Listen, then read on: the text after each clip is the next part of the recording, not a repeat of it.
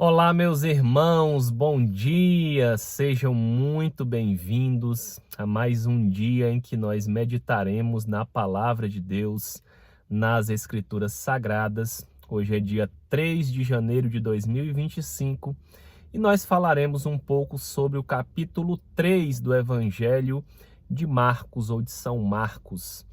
E no capítulo 3, a Bíblia fala segue o embate aí, né, de Jesus e os fariseus, né, sempre aí em um clima de perseguição, em um clima amistoso com Jesus, sem receber os ensinamentos que Jesus trazia, né, e duvidando do seu poder a ponto de o acusarem de curar e de libertar em nome do próprio demônio, né? Eles blasfemaram.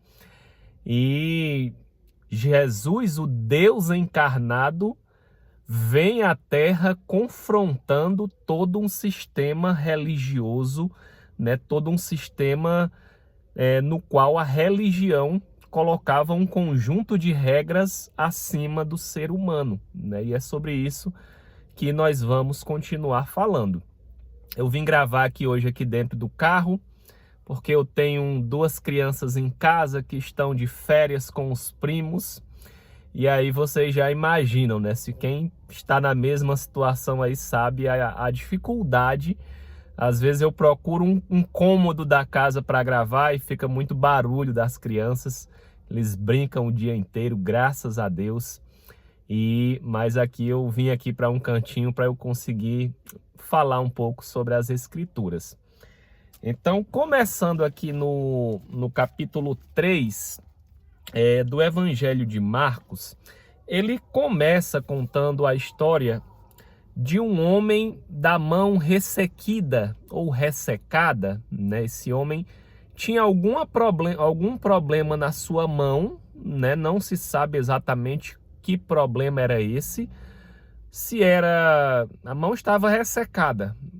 A Bíblia fala ressequida aqui na minha versão, né? Um português um pouco mais antigo, mas não se sabe se era algum tipo do que a Bíblia chama de lepra, algum tipo de doença de pele ou algum problema circulatório. O que se sabe é que esse homem tinha algum problema na mão.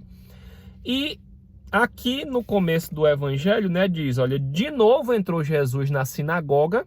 Sinagoga a gente falou que é o templo dos judeus. E estava ali um homem que tinha ressequida uma de suas mãos. Não eram as duas mãos, era apenas uma.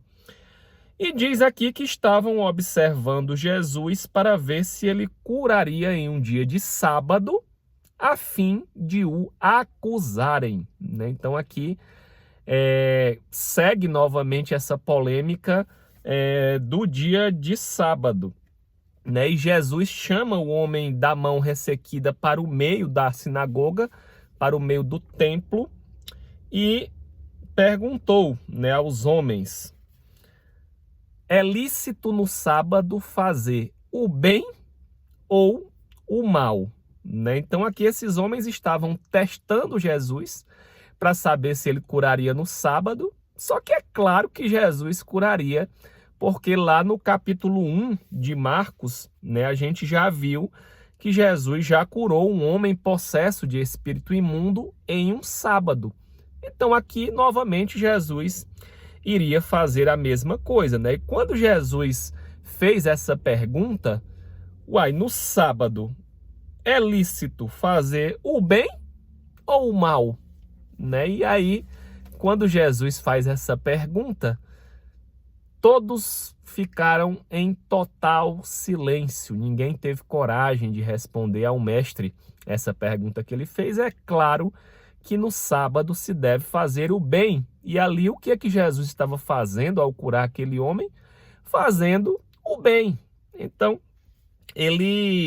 o sistema religioso da época, né, era muito obediente ao regramento, né, ao quarto mandamento que nós falamos no capítulo passado, né, que era guardar o sábado.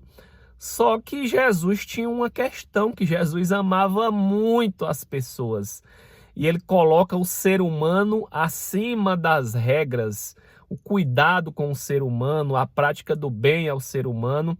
Então aqui ele pergunta, olha, o sábado existe, certo? Mas ele tinha dito no capítulo passado, no capítulo 2, que o sábado foi feito para o homem e não o homem para o sábado. Ou seja, o sábado foi feito em benefício do homem, por amor ao homem, para que o homem tenha esse dia de descanso e de se devotar a Deus e às coisas de Deus e à prática do bem, né? Esse dia do descanso que hoje a maioria da cristandade guarda o domingo, né? E aí é uma questão mais profunda, histórica, né? Mas esse mandamento originalmente é do sábado, do Shabá, do descanso.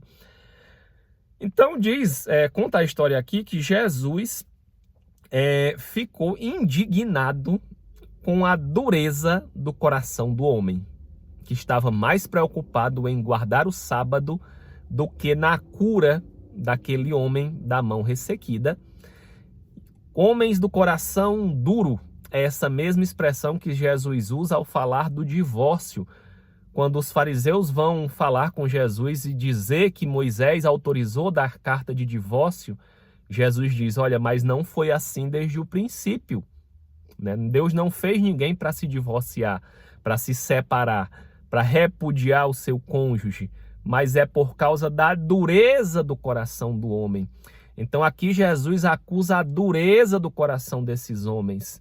Homens do coração duro, né, com dificuldade de reconhecer o amor, né, no seu próximo. E aí ele mostra, né, que o propósito do sábado não é um fardo, né, mas que o sábado foi criado para o ser humano. E aí Jesus cura esse homem da mão ressequida e no versículo 6 aqui diz que eles, os fariseus aqui, é a primeira vez que fala em Marcos, logo eles conspiraram com os herodianos, o pessoal de Herodes, em como lhe tirariam a vida. Então aqui eles começaram a pensar, rapaz, como é que eu vou matar esse cara, porque ele está nos perturbando. Então o próprio sistema religioso aqui começou a planejar a morte de uma pessoa. E não era uma pessoa qualquer, era o filho do homem, era o filho de Deus. Mas na verdade, né, ele veio para isso, né? Eles estavam dentro de um grande plano e de um cumprimento profético do Cordeiro que iria dar a sua própria vida em favor de muitos, em favor de todo aquele que crê, né, na sua morte e no seu sacrifício pelos nossos pecados.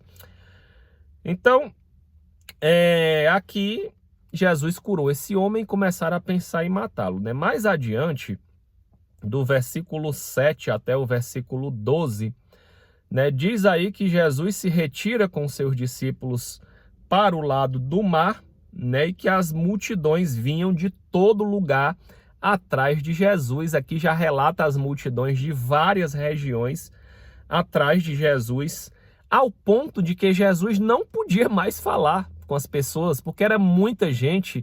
E diz aqui que todas as pessoas tentavam tocá-lo, porque entendiam que dele saía virtude, né? Teve até uma mulher que tinha um sangramento há 12 anos, que a Bíblia conta em outra parte da Bíblia, que ela disse, se eu ao menos tocar na orla da veste de Jesus, eu serei curada. E aqui, como essa mulher, conta que muitas pessoas iam atrás dele, querendo tocá-lo, querendo dar um toque em Jesus. E você, hein? Você já correu aí para dar esse toque em Jesus? Você já buscou o mestre para dar um toque, para receber um pouco do poder dele? Era isso que essas multidões aqui estavam fazendo, né? E aí Jesus falou para os discípulos, olha, me arruma um barquinho, eu preciso de um barco, porque senão eu não consigo mais pregar a palavra. Porque onde eu ando as multidões estão me perseguindo, estão atrás de mim, não é bem me perseguindo, né? Estavam buscando Jesus, e pediu um barco para que ele pudesse entrar no barco, e enquanto as multidões ficariam ali à beira-mar, né?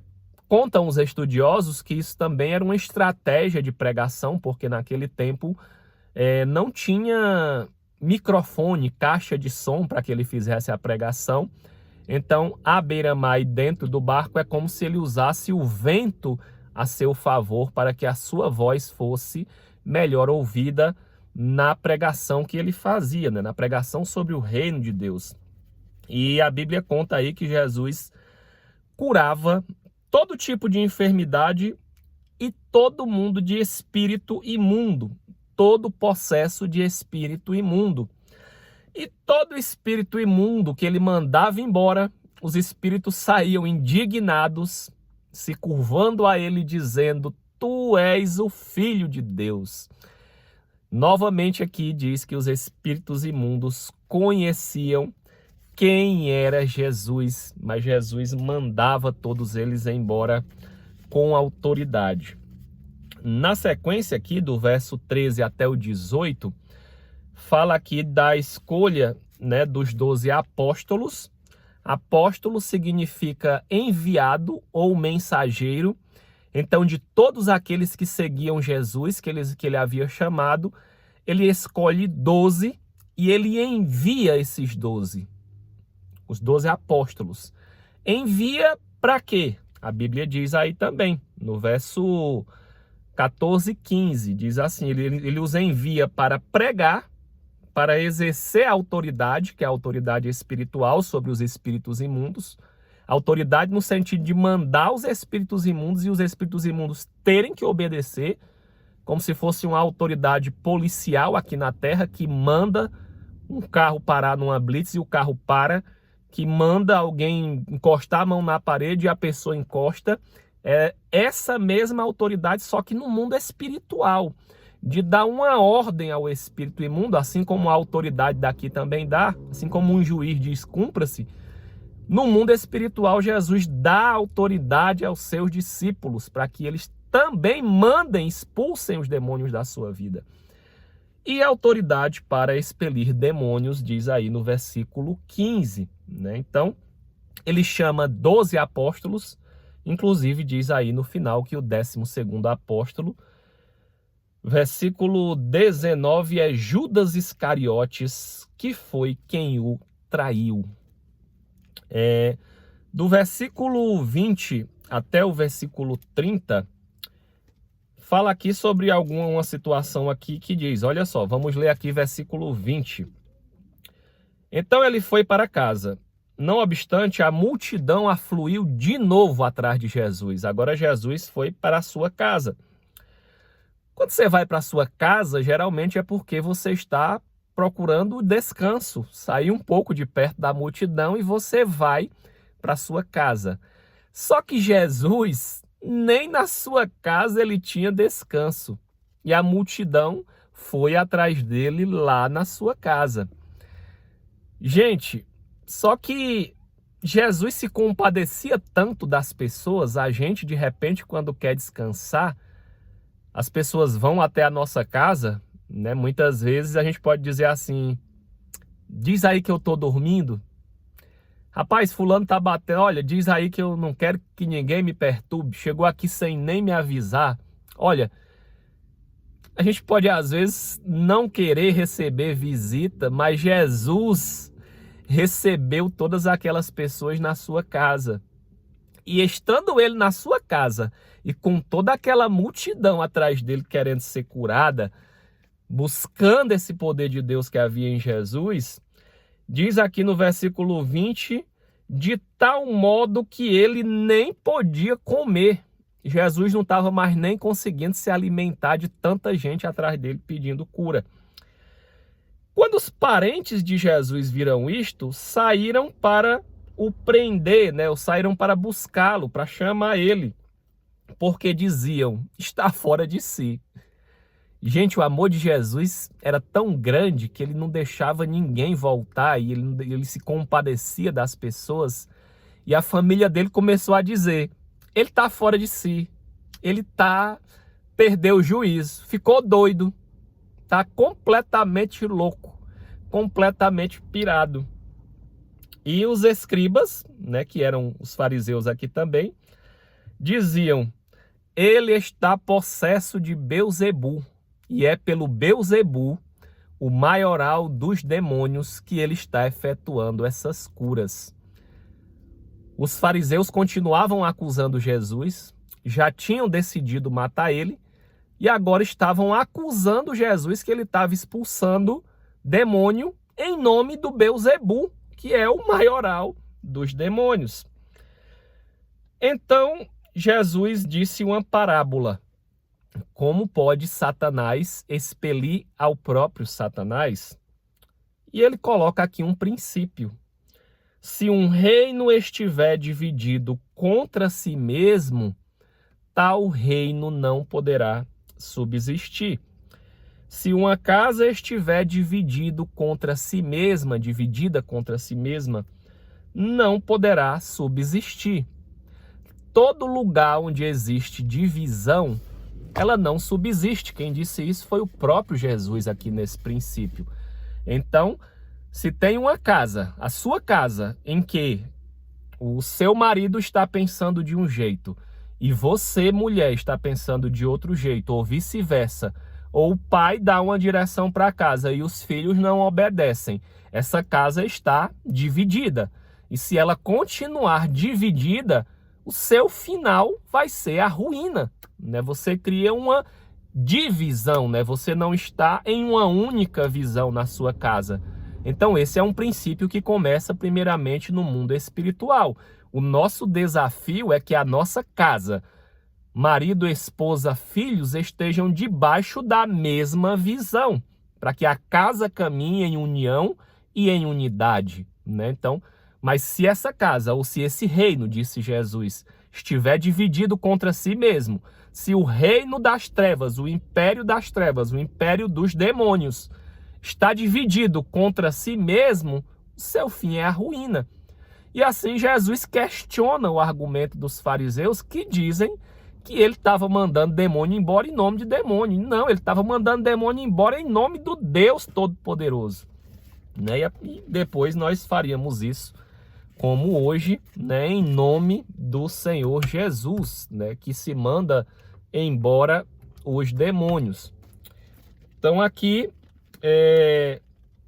seguindo aqui adiante, ele dá esse princípio, e ele diz aqui, se pois Satanás se levantou contra si mesmo, está dividido, não pode subsistir, mas perece, né? E ele diz que ninguém pode entrar na casa do valente para roubar-lhe os bens, sem primeiro amarrá-lo, e só então lhe saqueará a casa.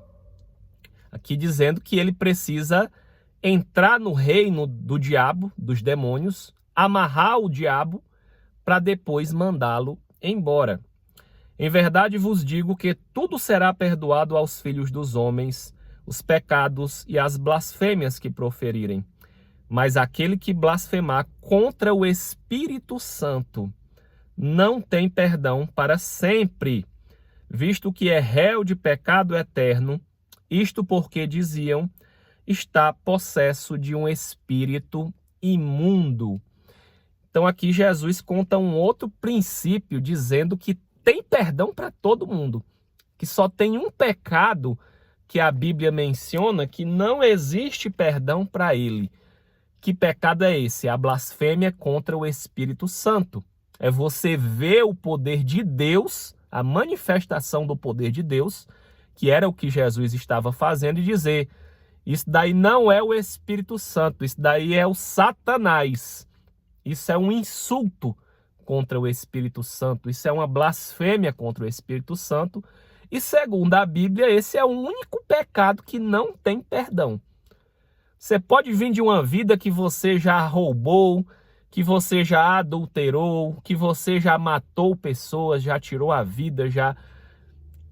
Qualquer tipo de pecado que você tenha praticado, qualquer tipo de situação, e a Bíblia diz que tem pecado para a sua vida. Mas a blasfêmia contra o Espírito Santo é a única situação que a Bíblia diz que não tem perdão, né? Então a gente tem que ter muito temor diante das coisas de Deus, porque às vezes se a gente age com zombaria, às vezes a gente age julgando ser do demônio, coisa que é a ação do Espírito Santo, a gente pode cometer um pecado que não tem perdão, segundo a Bíblia, né? Que é um pecado que nós estaremos condenados eternamente, assim como já foram condenados o Lúcifer, né? O Satanás e os seus demônios, né? Então, vou tentar ligar aqui a lâmpada aqui que escureceu um pouco. E por fim, gente, aqui nós...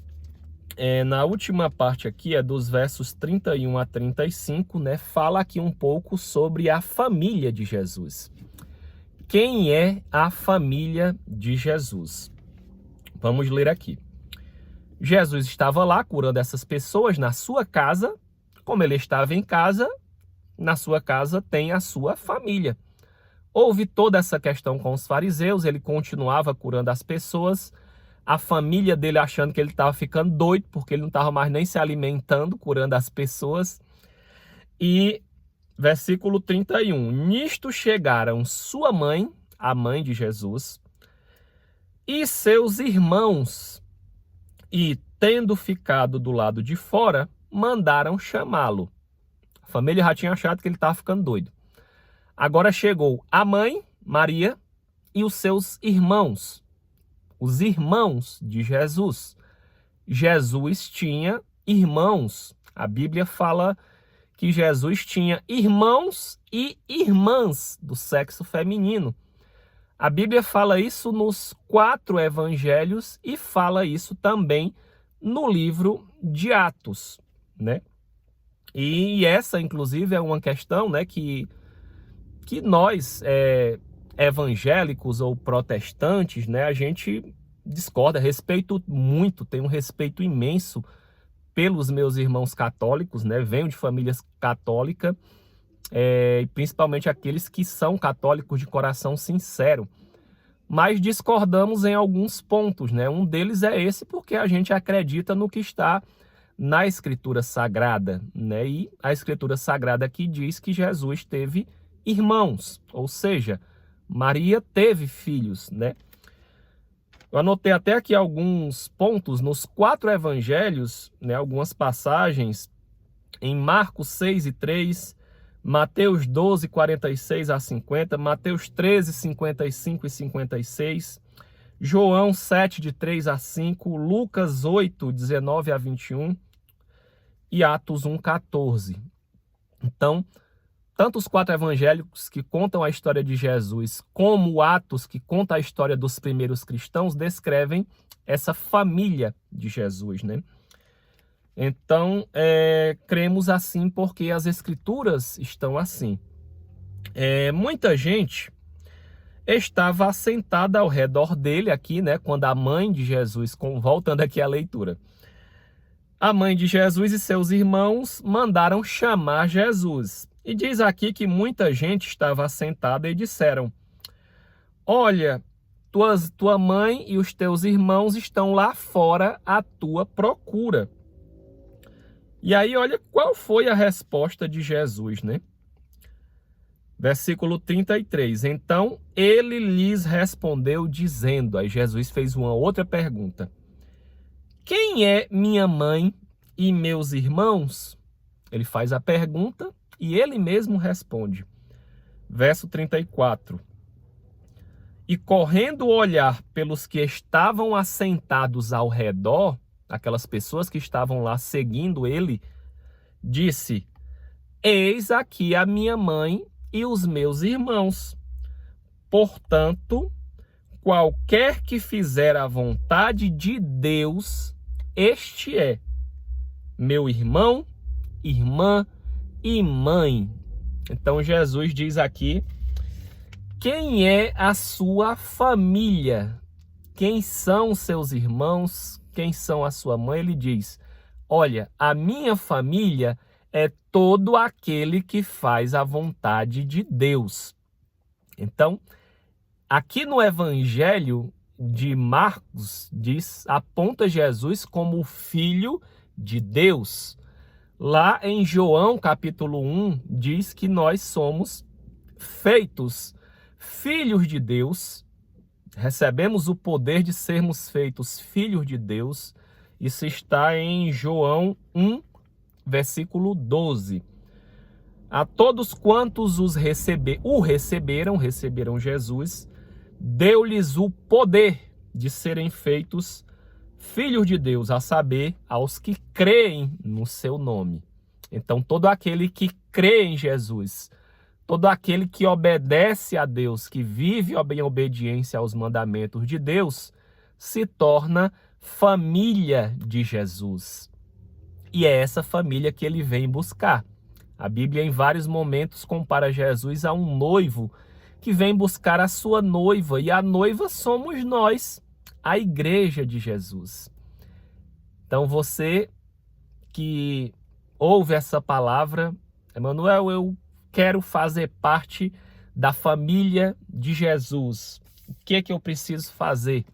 Tá aí, Marcos 3, versículo 35. Qualquer um que fizer a vontade de Deus é família de Jesus. Se torna filho de Deus. E assim nós caminhamos e encerramos aqui essa palavra de hoje. E mais uma vez eu oro. Pai, em nome de Jesus, te apresento diante do teu altar esta vida que me ouve aqui. Estamos aqui nesse terceiro dia de oração e eu te peço que o Senhor se revele de uma forma graciosa a cada um que escuta essa palavra, a cada um que abre o seu coração para a tua palavra e para os teus ensinamentos, meu Pai. Abençoa cada uma dessas vidas, que eles não andem como os fariseus, com o coração endurecido, mas que eles sejam, como diz a tua palavra, como crianças, e que só aqueles que sejam como crianças herdarão o reino dos céus, aqueles que recebem a tua palavra sem questionar, sem duvidar, né, mas a recebem com fé no seu coração. Que Deus te abençoe em nome de Jesus e até amanhã no capítulo 4 de Marcos. Um grande abraço. Tchau, tchau.